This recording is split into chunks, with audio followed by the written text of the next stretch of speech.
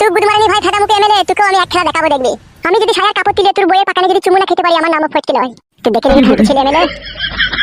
তুই গুদমারানি ভাই আমাকে এইভাবে আবল তাবল মাল দিবি, আমার কেউ নাই বলে তোর বইয়ের পাকানে চুমু না খাওয়া পর্যন্ত আমার জীবনে শান্তি নাই। কি হয়েছে কি? বাবাকে বানা শুনে ফেলে রেখে পাকানে চুমু খাওয়ার কথা। কবে বুকাচুদা? হ্যাঁ কি বলে বাবা? তোকে এমএলএ সাহেব ধরলি গেছিল কেন বে? আর বলো না বাবা, আমার বন্ধুটা আবার মেয়েকে নিয়ে পালিয়ে গেছে। আমাকে বলছে তুই শুধু সাথে আছিস, তুই শুধু পাঠিয়ে দিয়েছিস। তুই পাঠিয়েছিস নিশ্চয়ই। ওই বালের কথাটা শুনে বাড়া চিরিক করে জ্বলে রইল। আগাগোড়া না জেনে তুমি আমাদের দিয়ে দিছো। বে তোকে আমি বলিনি কারো ছাঁচে পাঁচে থাকবি না। আমি ছাতে ছিলাম না, শুধু পাঁচে ছিলাম। পাঁচে ছিলি বুকাচুদা? আমি শুধু ওকে বলেছি তুই ভালোবেসেছিস বিয়ে করলি না, এইটুকুই বলেছি। তাহলে পাঁচে লাই আব্বা। তুই শালাকে মানুষ করতে পারলাম না বে আমি। শালা বলতে তোকে মানা করবে, হ্যাঁ নিজের খাবি নিজের সঙ্গে ডাঙায় পড়ে থাকবি, কারো শালা ঝুট ঝামেলায় থাকবি না। তাও শালা কথা মানি যাবে তুই।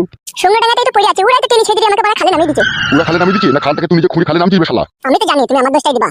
শালা হার আমি বাড়ি যাবে। চলো বাড়া। বল মুকুচুদা এসো হে মারারে আর কবলি চুদা।